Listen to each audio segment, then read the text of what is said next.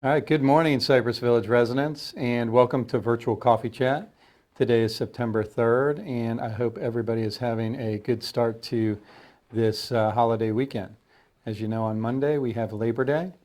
The majority of our offices will be closed, but we do have managers on duty for most situations that do arise. So with that, wishing everybody a happy holiday weekend. Hope you get to see many friends and many family members over the course of the next few days. And I did see the weather report, so the weather report does look nice. It looks like it's going to be warm but dry. So try and get outside and enjoy the weather with your family and friends. We have another informative week for you here at Coffee Chat. I hope you enjoy the episode. I will wrap things up, as I always do, with some COVID statistics, which are on the improvement. You know, we're seeing a lot of positive trends that I'll be glad to share with everybody before we call it another week of virtual coffee chat. And I just want to share also some insight with you. As all of you know, September 1st, the vaccination, I don't like to use the word mandate, it's a little harsh, but the vaccination mandate or the condition of employment started and is effective September 1st. All of our employees here at Cypress Village must be fully vaccinated by October 16th.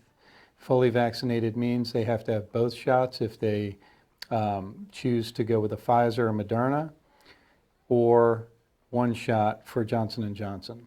So the time is getting very critical for us to meet those goals because, as you know, with the Pfizer, there's a 21-day period between shots. So the last Pfizer dose for an employee to stay within the time constraints is going to be September 23rd, and we have a vaccination clinic scheduled for the 23rd. We've also have one prior to that on September 14th for both Moderna and Pfizer, as well as J&J. We're trying to keep a little stock on hand of the J&J for maybe last minute employees that decide to do it prior to the October 16th deadline. So just a little bit on that. I'll get into more details later today, but I hope you enjoy this episode, and I'll see you soon. Good morning, Cypress Village. Here, your friend from Housekeeping, your favorite friend, Anthony Bones from Housekeeping. Here to remind you, Monday, it's a holiday, so we're not going to have housekeeping service. Monday, coming up, Labor Day, we'll still have staff, and I'll have public areas, and we'll take care of the garbage. But regular staff, regular service, we're not going to have. Also, please, next week, it's Housekeeping International Week. All week. We celebrate housekeeping all over. That's why it's international. So please, if possible, a letter, you could drop it off with the housekeeper, or you could drop it off in my office, B516, saying thank you, whatever you want to write in the letter. It's for the housekeeping to feel valued. Sometimes we don't feel valued, but I know you guys value us and providing that's an excellent service. One other thing, trash chute. Once again, yeah. What's happening with the trash chutes? Cardboard is to be broken and put it in the sideways. So we'll take care of that when we do the trash chute. If you throw it down the chute, it gets stuck, and it's harder for us to empty it. It's a challenge sometimes with the trash chute. Garbage also, if you tie it down, please, we need it for you to tie it down so it won't get debris and all the stuff down. This last week also, please, don't throw, like we found raw meat and some other stuff. Please, put it in a bag, put it in the side. Call me. I'll take care of it. There's some of you that call me sometimes to pick up their trash in their apartments, and I do it, you know it. So call me if you got If you can't deal with the trash or something, you call us, I'll take care of it. But please help me with this. I'm gonna put signs again, right? So to remind you, please. And if you see somebody doing what they're not supposed to be doing, contact me, right? Your friend. Thank you. Have a blessed weekend and happy birthday. Good morning, everybody. Happy Coffee Chat Fridays. A couple updates from the maintenance department. The mail kiosks that were compromised earlier this week are being investigated by the postal inspector, so we're at their mercy on when we can get them fixed. This only affects the even houses on William Davis and the houses on Silkline. Everybody else, their mail is going to be coming to their normal locations, and we haven't had an issue. All the mail is being kept at the Mayport post office, so starting next week, we'll be busing people, anybody who wants to go to Mayport once a day to pick up their mail. The transportation department will be coming up with new details, and they'll be put out to you for future, for what dates and times, and if we're going to do it every day or every other day. We did learn that this is a crew that is hitting all over Jacksonville. Right now, they've been on the southeast side of Duval County, which includes us, Pablo Bay, and a couple of the new apartment complexes right down San Pablo. So this is a crew that knows what they're doing. Security will be up later to give you more information on that and what they're doing to help combat it. Next thing, I'm going to start in a couple weeks, the mail kiosk on Middleton Park West. It will be our template going forward for the other 11, which more than likely will be next year, depending on how my budget's looking towards the end of November. Good news is, though, I've ordered the first 100 lights for the houses to go on the pedestals. So they should be coming in about 2.5 weeks, 3 weeks is what I've been told. And the maintenance department will start going around and installing them one by one. These are the ones that were picked earlier the year by the maintenance committee and the survey that we put out. The template one is on 4530 Middleton Park East. So that's all I got this week. Have a great weekend. Good morning, Cypress Village. My name is Nick. I'm the Administrative Services Director in the community. I wanted to go over what happened out in the neighborhood with the 2 mail kiosks that were broken into. I know Dave went over, the timelines of when it's going to be fixed, but I wanted to go over personally what you need to do. You need to just be vigilant, check your credit report, make sure no one's trying to open accounts in your name. Also check your bank statements, every day, just to make sure nothing suspicious is going on. And if you do find something suspicious is going on, please call me immediately. I'm working with the investigator on this case. They do have a suspect. They have a make and model of a car. It's a black Cadillac with 1 white female and maybe 2 black males. So if you do see anyone matching that description around the village, please contact me right away or contact security if I'm not here. The other thing I wanted to talk about is, security is all hands on deck. They're doing tours every 30 minutes around all these kiosks, just making sure that they don't come back. Unfortunately, this is, it's spread pretty wide. They hit San Pablo Creek, they hit, the other senior living community up the road. So they're going around town doing this. There is a program out there called Informed Delivery by USPS, and that is free of charge. You go to the USPS website and you sign up for this program, and you put in your email, and every single letter that's coming to you, package that's coming to you, gets scanned in at the post office and then emailed to you. So you'll know if you have any important mail that you need to go down to Mayport to get. As a reminder, there is no overnight parking allowed in the front lot. That includes everywhere in the front lot, the handicap spots, the spots near the parking garage, everywhere like that. So we will be ticketing, we will be booting, we will be towing going forth. So please adhere to the policies, and I hope you have a great day. Thank you. Good morning, Cypress Village. Happy Friday. I hope you all are having a great morning. My name is Katie, and I am here from the Activities Department with a few updates for you all this week on Coffee Chat. My first update, as you all know, Monday is Labor Day. The activities office will be closed on Monday.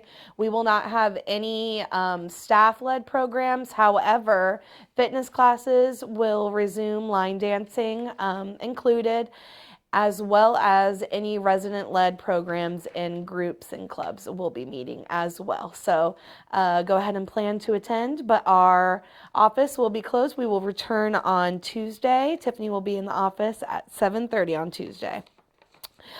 Just another quick reminder, next Friday, the 10th, we have a meeting in Egret Hall at 1 o'clock where we are asking all groups and clubs to send one representative so that we can review our upcoming plans for our interior meeting spaces, all of our common area meeting spaces. We have some plans in the work to renovate some of those areas, refurnish some of those areas, and repurpose some of those areas as well. And we would like to kind of give you all an overview and get your thoughts. But again, we only are asking for one representative from each group, and then from there we will cascade that information down to all of the groups that may be impacted. So please plan to attend that next Friday the 10th at 1 p.m. in Egret Hall. Also, just a quick update on CV Cinema. Beginning next week, we are going to remove the Wednesday gathering date that was scheduled for 5:30 p.m. We decided, with the help of some residents, that's not probably the best time due to dinner delivery. So we're going to put a hold on Wednesday CV Cinema for now and just continue with the Tuesday and Saturday sessions. So just keep an eye on the September calendar for that. And speaking of the September calendar, you all should have copies in your emails and or in your boxes by now. So please review that information and go ahead and mark your calendar for some of the events and programs that you would like to attend. We did add a couple of social programs, higher scale next month, so you'll see those. We're still holding on outings at this time, but I'm actually excited to announce that it's looking like beginning in October, we will be able to begin some small group social outings again, so keep an eye out for that as well. Lastly, I just wanted to give you an update on the Jacksonville Symphony. We are still planning to attend the Symphony Masterworks concerts, coffee concerts, and pop series concerts as scheduled. The first concert is on Friday, September 24th. To the Masterworks series. We've already got our confirmed bus list. If you have not been contacted by the activities office and are planning or needing to take the Cypress Village bus to the Symphony, please give us a call as soon as possible so that we can see what we can do based on our current social distancing guidelines on the bus. And now with that, I just want to announce that we have exceeded our Alzheimer's Association fundraising goal of $10,000. So thank you all who donated. Every single donation, big or small, made a huge difference. We have met our community goal, and it is only the beginning of September. We still have a couple of really fun opportunities coming in the coming months. The first will be this month. Later in September, we will have our Alzheimer's Bingo fundraiser where both staff and employees and residents will be invited to come play a 10-round game of bingo in Egret Hall in the Loon's Nest. The cost is $10. All of the proceeds will go to the Alzheimer's Association, and prizes will be different themed gift baskets. So plan to attend that if you're interested, and we've also got other fun events coming. But now that we've hit our goal, I would like to announce the winners of the drawing for the month of August, which was for anyone who had donated up to $100 or more.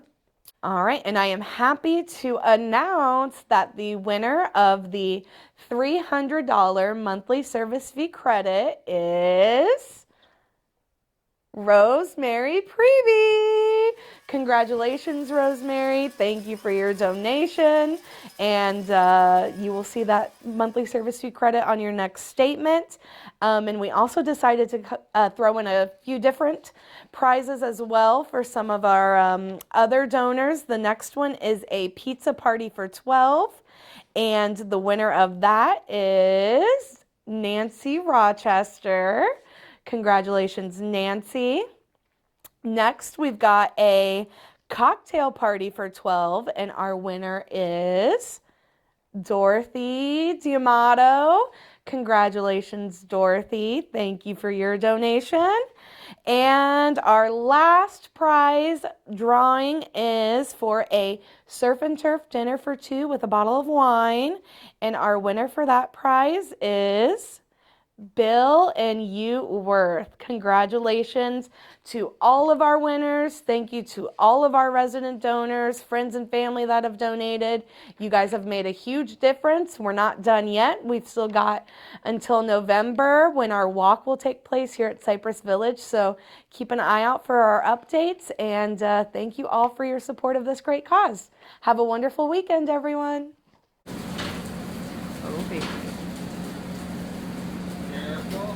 Easy. Take it out. Easy. The word of the week is peak. Good morning, Cypress Village residents. Happy Friday. We're here with Burger of the Week and Pizza of the Week. Just when I thought I peaked at my burger making abilities, I came up with a beautiful Pico de Gallo burger. I hope this piques your interest. So have a peek. So we have the Pico de Gallo burger, which is obviously Pico de Gallo, which is a nice fresh tomato salsa. It has pepper jack cheese, guacamole, toasted bun, all beef patty. Delicious. These tomatoes were picked at the peak of their ripeness. We have a, similar to the burger, along the Pico de Gallo style, we have a, I'm not even sure what to call it, but we can call it the Pico de Gallo pizza. So it's got some, south of the border style seasoned ground beef, Monterey cheese, fresh Pico de Gallo on top, and the sauce is a salsa. So it's that rich tomatoey salsa, and then the fresh tomato Pico de Gallo on top to garnish it. So I hope you all enjoy it. Ben also wanted me to mention that we're going to have a wine sale next Friday. So be on the lookout for the details for that. And other than that, that's all I have. So have a great Friday and enjoy the burger and pizza.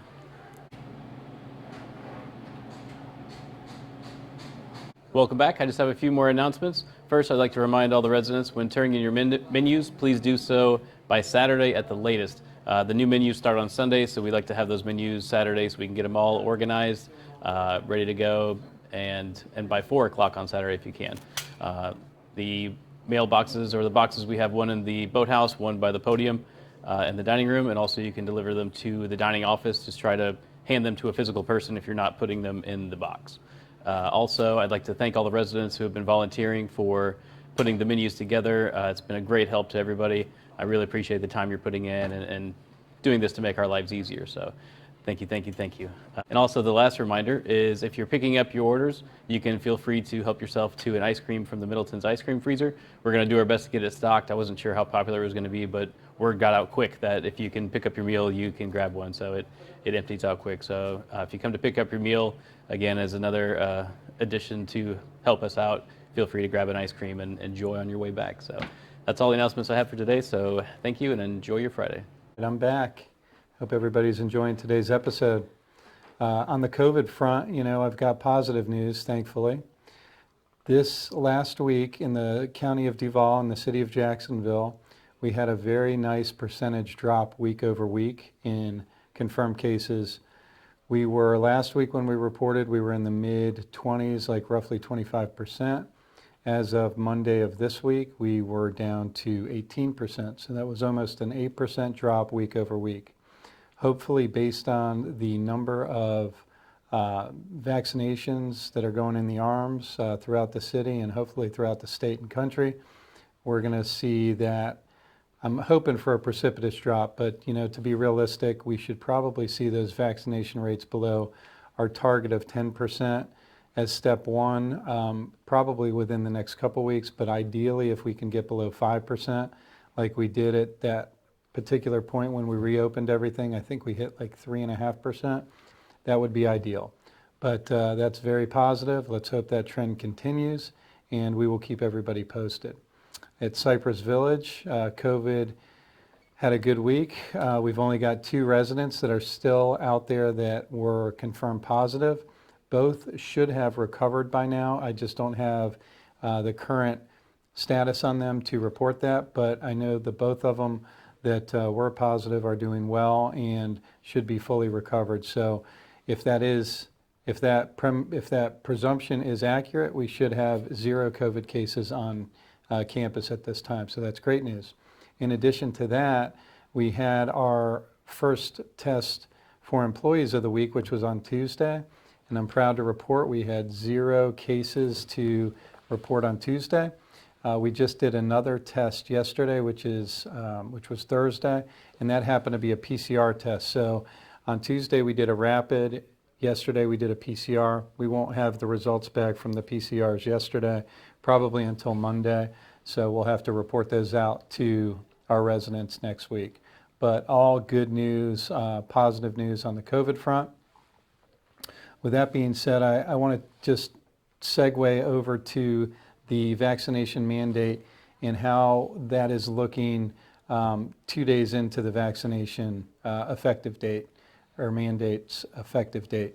So, just to give you some real quick numbers that you can chew on, we've got 162 unvaccinated employees at Cypress Village. Out of that 162, roughly 26 of them,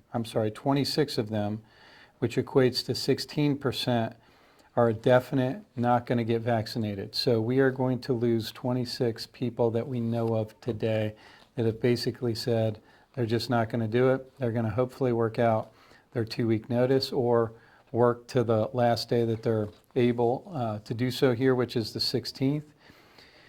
We have 46 employees, or 28%, that are still considering it. So that's a big number, 46. They're either waiting for additional information, still digesting all the data, conferring with their parents, their loved ones, spouses, family members. But we're really hoping that we can convert 100% of those 46 employees to get vaccinated. We've got 19 employees, or 12%, that are requesting exemptions. So there's 2 exemptions, as we mentioned. One is religious, and there's one that's medical. We don't know what that looks like. So if their exemptions are not approved, or they're approved for a very short period of time, we don't know exactly what that looks like at this time. So we're going to have to follow up with those individuals after they get either their approval or denial to their exemption back. And we have 10 of the 162 that we believe are vaccinated, but we just don't have a copy of the card. So that's 10 that are vaccinated. We just have to catch them and get a copy of their card for the file, just for confirmation. So that gives you a pretty good indication of where we're at. Where we are having the most exposure at this time, where a large portion of those definite no's are in dining services. So primarily the front of the house, there's, I would say, the vast majority of the servers, based on their age and not having to work potentially, or going back to school, it is just something that they are unwilling to do, or their parents are unwilling to allow them to do. This is going to present a significant strain on how we actually perform dining services moving forward past October 16th, or when we reopen. We are meeting with, or constructing, a committee that's going to be comprised of resident council, dining committee, dining services, front of the house leadership, Thomas Rivers, of course, myself. I'll pull in some of the best and brightest I have also that are on my leadership team, and some residents as well that have been, volunteering and doing, this great work that they've been doing since they've started. All of which to just start getting some ideas and some thoughts flowing as to really what dining is going to look like, post-COVID, at least, initially right when we come out of the mandate period of October 16th, probably through the end of the year. In addition to that, we also have LCS culinary food and beverage leadership coming to Cypress Village for a couple days, also to discuss some of the ideas that we have, but also some best practices that are being shared across the country. So with that, hopefully we have some good ideas and some good thoughts that we can implement that will be satisfactory to our resident population.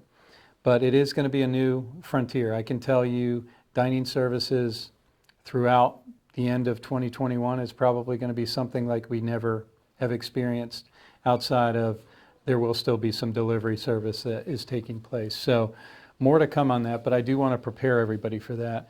And before I switch gears and go into happy birthdays throughout the village, I just want to give one more shout out to all the resident volunteers that are helping in dining services. I can't tell you how much relief and support you all are bringing to dining services team, and really more importantly, the relief, but also the service that the residents are receiving. I've received numerous emails. We've got the feedback on the app. I would say overwhelmingly, it's been a huge improvement. Is it perfect? No. But at this time, just providing an improvement to your dining experience was the goal of that committee and that process. So thank you all, residents, for all your contributions. It means a lot, and we're going to be relying on you, obviously, for a little bit longer. So again, thank you very much. And with that, we're going to roll into birthdays. I'm going to start with the first again, even though we left off there last week. I want to wish Jetty Johnson a happy belated birthday. Her birthday was on the 1st. Mary Lee, she was also with Jetty on the 1st. Happy birthday, Mary Lee. We've got Ruth Russell and Ernie Mayer on the 2nd. Happy birthday, Ruth and Ernie. On the 3rd, we've got Alan Mancini. And on the 4th, we've got Barbara Hover and Barbara McCoy and Barbara Tucker. Happy birthday, 3 Barbaras. I don't think that's ever happened. Actually, we've got 3 Barbaras and a Charlene Abarelli. I'm sorry, Charlene, there were 3 Barbaras in a row. But happy birthday to all of you, and your birthday is tomorrow, Saturday. So, we can get out in front of that one, residents and friends. On the 5th, we've got Mr. Bill Rogers and Norma Minta. Happy birthday to you two. And on the 6th, we've got June King, Beverly Everett, Margie Deegan, and Janet Opdyke. Happy birthday to all of you.